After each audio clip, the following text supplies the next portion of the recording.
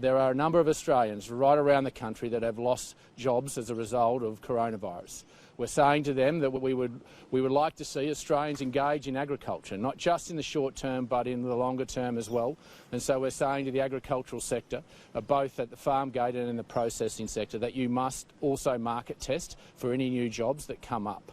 And we're also saying that the accommodation of these workers as they move around the country is imperative. It's imperative that we work with state and local governments in ensuring they have adequate and healthy living environments in which coronavirus will not spread. So we are continuing to work along that, and again, any visa holder that does not live up to those expectations, those requirements, will lose their visa. But this is an important step, a pragmatic step, in ensuring we understand that while there are many Australians who have lost their jobs around the country, not all of them can practically get to where the produce needs to be picked, to where it's being processed. So we need to understand that farmers in the agricultural sector do not have the luxury of sitting and waiting for Australians to turn up some thousands of kilometres away to help them out. And it's important for our national security, through food security, that we continue to keep that continuity of supply through to supermarkets, and also our international reputation of continuing to get our produce, the best produce, around the world as quickly as we can. These are pragmatic steps, and we're working quickly and efficiently with all state authorities to make sure that we can implement this as quickly as we can. There is a pressure point as we sit moment, particularly in the citrus industry, that we can get these workers into these parts of the country, particularly regional parts of the country. But as I say to every and other regional Australian out there, we are taking the steps to allow this to happen in a safe environment. We are making sure that the protocols that we are putting in place, that we've worked with the NFF, will keep you safe in regional Australia. Please do not panic. The fact that you will see an influx of workers from other nations into your country to come and continue the agricultural supply chain is an important one, and we are doing it with protocols that will keep you safe. So I say to everybody, these are practical steps that we work with state and also industry officials to ensure we get the balance right. We keep our food security here that is second to none anywhere in the world, and we should be damn proud of every Australian farmer that is calmly and methodically going about their business about supplying those supermarkets out there that you enjoy every day. So can I say to the industry also, the NFF in particular, Fiona Simpson, who has been very proactive and collaborative both with me and the state ministers in getting to this point, to getting to this juncture, to ensure that we have this food security that underpins our nation's security. Any questions? How are you going to know that people have self-isolated properly for the 14 days before they move into another region?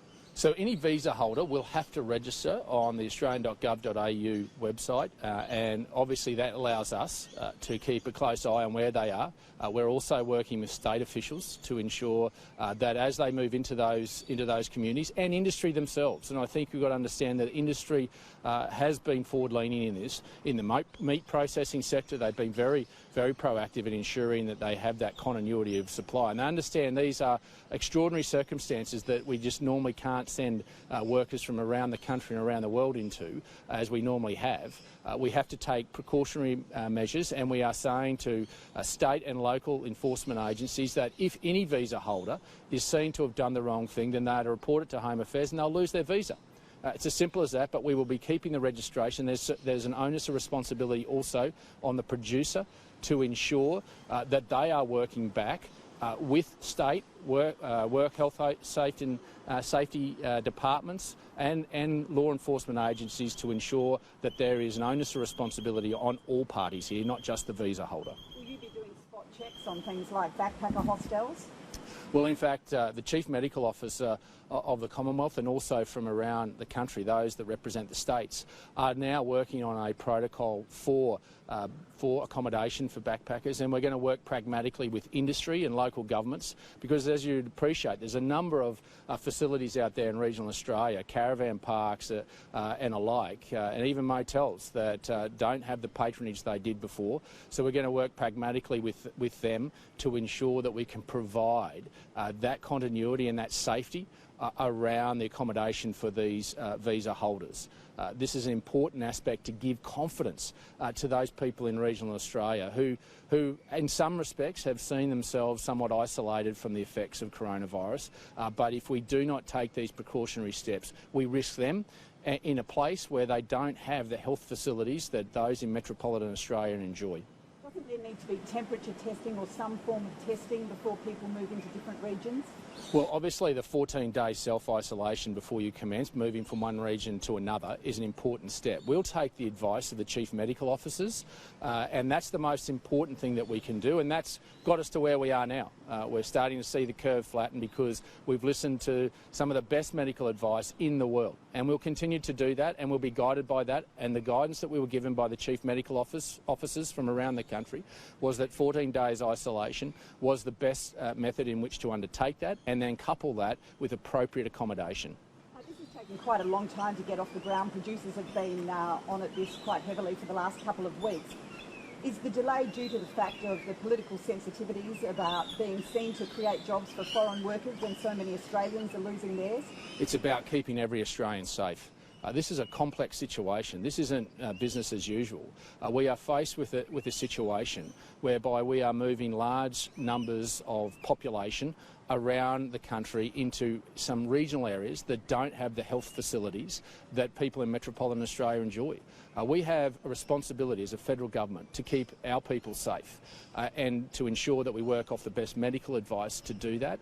That's what we have predicated this decision on, in making sure we can give those in regional Australia the confidence, we can give the agricultural sector, both at the farm gate and in the processing of agricultural products, the confidence to understand there is safety for them as well, because we need that continuity of supply chain for each and every one of us. So that's why we have calmly and methodically worked through this with the best medical advice, working with states, because we have to appreciate states have jurisdictional rights that we need to respect as well. So it's been a complex area, but I'm glad to say that industry, state and federal governments have worked together to get to this point at a juncture that will give our primary producers, right when they need it now, to be able to get their produce out of the paddock.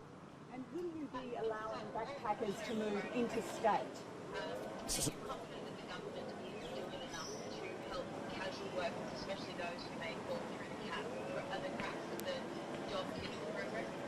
Look, what we saw this week, a $1.3 billion investment in our nation and the most important part of our nation, the precious human capital, the Australian people, in making sure that we invest in them and the businesses that will get us out of coronavirus quicker, in keeping them connected, is one of the most significant investments any government has ever made in our nation's history, and hopefully will ever have to make in getting us through this. We are continuing to work and make sure that every part of the economy that is impacted by this is supported, whether that be JobKeeper, JobSeeker, and now obviously we would encourage them to travel around the country as well and be part of the agricultural sector. But we understand that that's not practical for many people, as a lot of this production takes place in far-flung regional areas where farmers can't wait for Australians to turn up. So this has been one of the most comprehensive responses to one of the biggest crises this country has seen in its modern history, and I think we'll continue to be agile. We'll continue to make sure that our policy settings reflect that, and continue to make sure we do that predicated off the best health advice, because again, we are fighting this on two fronts, on a medical front, on a health front and on an economic front, but that is our primary responsibility, is that health front, and we will not say sorry for that, because our job is to keep every Australian as safe as we possibly can.